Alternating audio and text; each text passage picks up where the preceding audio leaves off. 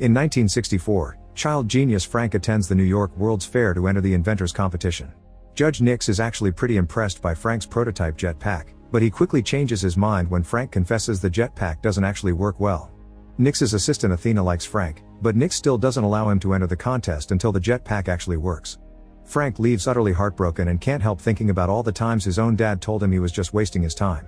Suddenly he's approached by Athena, who gives him an orange lapel pin with a blue T and asks him to follow her and Nix without being noticed. Nix and his group going on a popular attraction and the line is quite long, so Frank sneaks through the side and jumps into an empty boat. In the middle of the ride, a laser detects Frank's pin and opens a trapdoor that takes the boat down a dark corridor. A futuristic-looking wagon appears and Frank is happy to enter it, but as soon as he steps in, metal blinds block all doors and windows, and the wagon begins shaking like crazy. Frank falls to the floor and doesn't get to stand up until the wagon stops. When the doors open, Frank steps out and finds himself on a platform surrounded by heavy fog. To his shock, a flying car passes by and he sees Athena with Nix inside.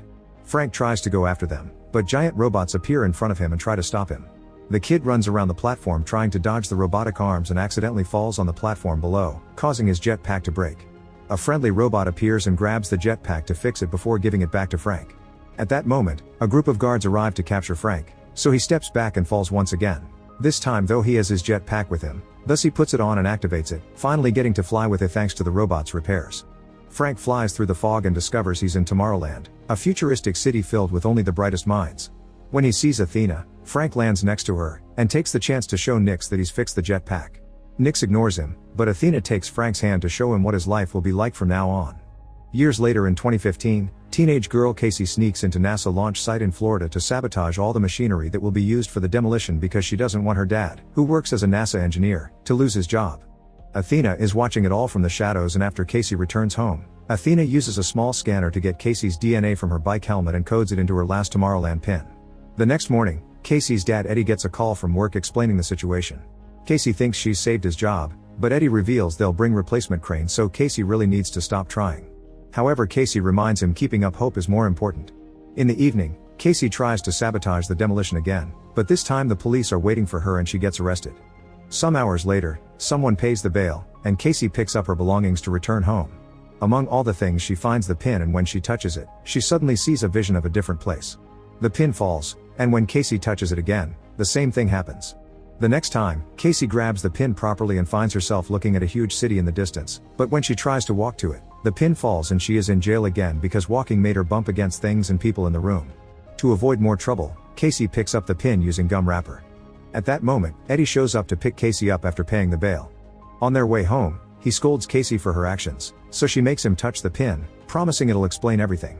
However, when Eddie touches the pin, nothing happens. Confused, Casey touches the pin herself and appears in the other world, coming to the conclusion this only works for her. Eddie gets tired of Casey rambling about the pin and takes it away from her. When they get home, Casey waits for Eddie to fall asleep to steal the pin from his night table. As soon as she touches it, she appears in the other world, and walking toward the city makes her bump against the walls of her house and even fall down the stairs. The noise wakes Eddie up, causing Casey to hide and decide to do this somewhere else. Casey goes to the middle of a huge field and touches the pin, allowing her to finally appear in Tomorrowland. While taking the train to go further into the city, she discovers the pin has a timer that is going down and that nobody can see her. Casey leaves the train at the next stop and she sees some important scientists entering a different kind of wagon. She tries to follow them, but suddenly water appears around her because the pin timer is about to reach zero. Casey tries to ignore it and pushes through the water, but soon Tomorrowland disappears and Casey finds herself in a swamp. As soon as she returns home, Casey wakes her brother Nate up and asks him for the password to their dad's computer. The siblings search for the pin online and find an ad from a store that will buy these pins from anyone. Casey writes down the shop address and asks Nate to tell their father she's going camping with some friends. In the morning, Athena shows up at the house, so Nate gives her the camping excuse. Athena can tell he's lying and pressures him until he finally confesses. Meanwhile, Casey makes it to the shop from the ad. The eccentric clerks are clearly interested in it and confirm that what Casey saw was real. Tomorrowland is a place where all the brightest minds gather to create freely without the chains of government and greed, and the only way to access the city is through the pin. The clerks want to buy the pin and to know where Casey got it, but when Casey refuses to cooperate, they press a button to lock the door and reveal a pair of futuristic weapons that can shoot plasma. Casey tries to hide among the merchandise, but the clerks find her anyway and demand information on some girl. Suddenly, a grenade breaks through the window and freezes the clerks inside a force field. An armed Athena enters the shop too and explains it's a time bomb that won't last long, then helps Casey get her hand out of the field. Unfortunately, this causes the bomb to shut off and the clerks are free again, so they counterattack. Athena fights them hand to hand with the help of Casey throwing merchandise at them, and when Athena removes one of their heads, Casey is shocked to discover both clerks were animatronics. After announcing the animatronics are about to self-destruct, Athena drags Casey out of the shop just in time to avoid the explosion. Then Athena breaks a car window to open it and pushes Casey inside before using a special tool to make the car start as she explains they need to escape before they find them. On the road, Casey begins asking questions, and Athena tells her she was the one that gave her the pin. Before she can say more, she suddenly begins malfunctioning, and Casey watches in horror how Athena fixes herself because she's an animatronic as well. Scared, Casey jumps out of the car and Athena tries to follow her, but as soon as she steps on the road, a truck hits her. The driver immediately comes to check on her, and Casey takes the chance to steal the truck to escape. However, Athena is just fine and immediately runs after the truck, jumping through the window to steal the keys and lock the door. Casey begins yelling, and Athena finally manages to shut her up by conforming Casey as her last pin, and they need to quickly go to Tomorrowland because they built something they shouldn't have. Meanwhile, the cops arrive at the exploded store and discover a burned robot head. Before they can investigate more, a man named Dave shows up, introducing himself as Secret Service. After seeing the robot head, Dave also pulls out a futuristic weapon and kills all the cops before turning to his companions, announcing they've found the girl and they should tell Nix. The girls are making their way to New York to find the only person that can get them back into Tomorrowland. Casey begins asking questions about the other people that got pins, but Athena can't answer and shuts down. The next morning, Athena wakes up and takes over the driving so Casey can rest. Athena tells Casey that the person they'll be visiting is called Frank, and once Casey falls asleep, Athena keeps herself entertained by remembering all the good times she used to have with her friend. Hours later, Casey wakes up when she's suddenly pushed off the truck in front of a house in the countryside. Seeing as Athena's driving away, Casey has no choice but to approach the house, only to be chased by a guard dog. Casey trips and falls on the mud, which makes her realize the dog is not leaving prints because it's a hologram. Ignoring the fake beast, Casey knocks on the door and shows her pin to the camera, asking to be taken to Tomorrowland. A sudden burst of air pushes Casey back and an older Frank comes out of the house, demanding to know where Athena is. Hearing she's gone angers Frank and he tells Casey to leave because Tomorrowland is nothing but a manipulative lie. Then Frank returns to his house and locks the door. Casey refuses to leave and waits outside even while it rains. Eventually, she gets tired and looks around to make a plan. By starting a fire on the plowing truck, Casey gets Frank to leave the house, and while he's too busy putting the flames out, Casey runs inside and locks the door. When Frank tries to enter again, Casey just pushes him back with the same burst of air. Casey begins looking around the house, finding all sorts of crazy inventions. One particular machine plays a record of little Frank trying to make Athena laugh, and Athena telling him to stop trying. In another room, she finds a bunch of screens keeping up with the news and a timer that is slowly going down.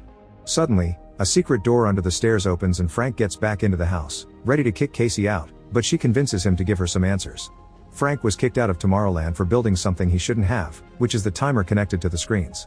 He wonders if Casey would want to know the date of her death and she says yes, but accepting her death may actually cause it, so she wouldn't believe it because they need to be able to make their own destiny. This statement causes the percentage on the screen to fall, which greatly impresses Frank. Their conversation is suddenly interrupted by the arrival of Dave and his agents, who are actually robots looking for Casey. Frank immediately activates all the metal blinds, and when one robot uses her strength to get inside anyway, Frank uses a tool to electrocute her. Another robot is destroyed by an electrical trap on the wall, and Frank gets rid of two more by making them fall through a secret trapdoor. Then Frank and Casey run to the living room, where one more robot is waiting. Frank fights it hand to hand, and Casey helps him win by grabbing a special portal machine and sticking the robot inside. The duo makes their way upstairs, where more robots fall into the different traps around the house, until Dave catches up to them and holds Frank at gunpoint. Luckily, Casey finds a bat and uses it to beat Dave to a pulp. Frank then drags Casey into the bathroom and they jump into the tub, which Frank activates to transform it into a capsule. One more robot comes after them and tries to grab the tub, but at that moment Frank launches it, causing the capsule to fly out and land on the lake. Frank and Casey swim out and enter the woods, where Frank has hidden a bike that won't start. The duo is suddenly startled by a light approaching them, but it's just Athena that came to pick them up.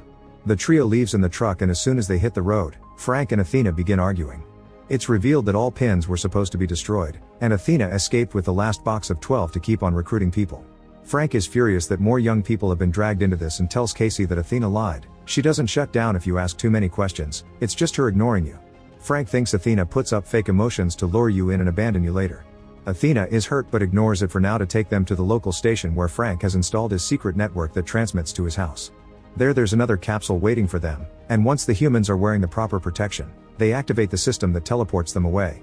Once they arrive, Casey discovers they're at the top of the Eiffel Tower. There's a guard near the door, but luckily Frank has brought a bunch of inventions in his bag, including a little tool that allows Casey to knock the guard out with just a light tap.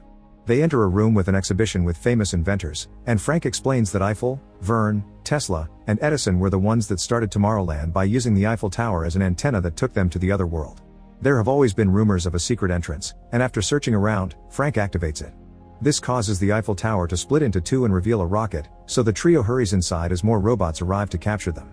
The energy that the rocket expels when taking off pushes the robots away, and after flying up for a while, the robot goes back again, opening a portal as it falls at a great speed. Moments later, the group arrives in Tomorrowland. The authorities saw them fall and are coming after them, so Frank makes Athena hide a special bomb he brought with him inside her body. The first one to meet them is Nix, the city governor, who wants to arrest them. Frank and Athena quickly change his mind by informing him Casey was capable of lowering the percentage on the screens. Shocked, Nix takes the trio to the headquarters where they keep Frank's dangerous invention, called a tachyon machine. When they take the elevator, Casey sees holograms which happen to be flashes of the future, caused by the machine that utilizes a particle that moves significantly faster than light. The group enters the center of the machine and Frank teaches Casey how to use it, allowing her to look at any point in humanity's history.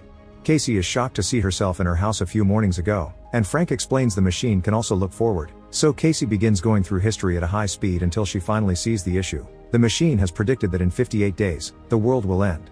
Casey doesn't understand why they aren't warning people on Earth, and Nix explains he doesn't care because that's the world that will end, not Tomorrowland.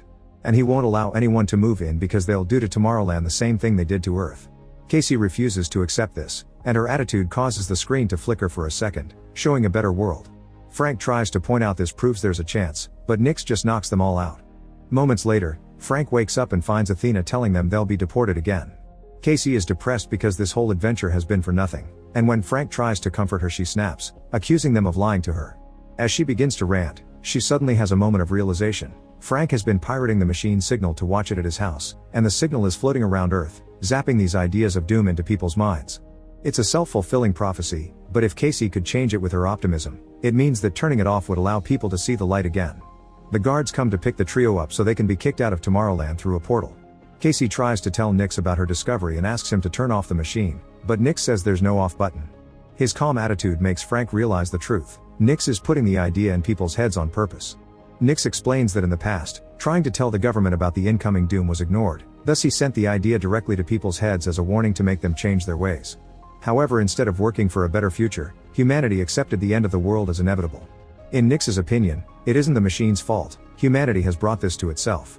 Frank pretends to accept this and shakes hands with Nix, but only to touch his bracelet and start the machine platform again. Athena and Casey knock out the guards while Frank fights Nix, who activates two robots to go after the girls. Frank asks Athena to use the bomb he gave her, but when Athena tries to, the robots catch her. Athena passes the bomb to Casey while she fights the robots, and Casey runs to the platform, which starts moving like crazy because Frank and Nix keep fighting over the bracelet on the other side of the portal. Athena gains control of one of the robots and uses it to push the other one through the portal, causing it to attack Nix too.